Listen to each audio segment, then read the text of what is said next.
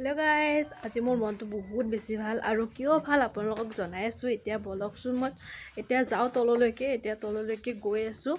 আৰু এইফালেতো আপোনালোকে গমেই পাইছে যে মই শালত কাপোৰ লগাই আছে আৰু এইখন হৈছে শাল। বৰষুণ আহিলে মানে কি হয়, ওপৰত টিং চিং দি থওঁ, সেইটোতো আপোনালোকে জানেই। আৰু এতিয়া মানে শালখন বোৱাৰ কাপোৰবোৰ মানে এখন কাপোৰ ওলাইছে আৰু সেইখন কাপোৰ কাটিম, তো আপোনালোক দেখুৱাই আছোঁ। আৰু এইফালে মায়ে জোখ লৈ আছে, মানে এইখন আসনটো ওলালে আৰু আগৰখন যিহেতু ফুল বচাই আছে আৰু সেইখনৰ জোখখিনি লৈ কিনে থৈ দিব লাগিব, নহ'লে আগপিনে ফুল হৈ যাব, সেইটো কাৰণে।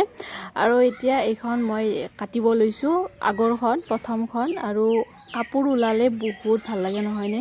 মোৰতো বহুত বেছি ভাল লাগে, চাও চাও লাগি থাকে, কাৰণ ওপৰৰ ফালে যিহেতু উল্টা চাইড হৈ থাকে, সেইটো কাৰণে চাও চাও লাগি থাকে। আৰু কাটিব টাইমত যে মোৰ কিমান ফূৰ্তি লাগে আপোনাক ক'ব নোৱাৰোঁ। আৰু নিজে বোৱা কাপোৰ আৰু কিনি পিন্ধা কাপোৰৰ মাজত পাৰ্থক্য আছে নহয়নে? নিজে বৈ পিন্ধি লোৱা কাপোৰবোৰৰ মানে বহুত বেছি ভাল লাগে, আৰু কিনি পিন্ধাবোৰ বেলেগ এটা ফিল হয়, আৰু বোৱা পিন্ধাটো বেলেগ এটা ফিল হয় নহয়নে? আৰু এইখন ওলালে